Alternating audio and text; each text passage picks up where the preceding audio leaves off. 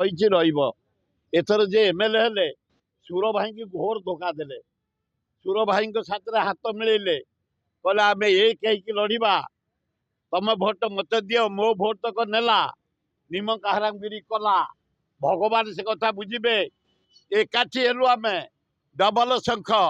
ଆମେ 7,000 ଜଟଣୀ ନିର୍ବାଚନ ବଢିଲୁ, ଅଧିକା ପାଇଲୁ।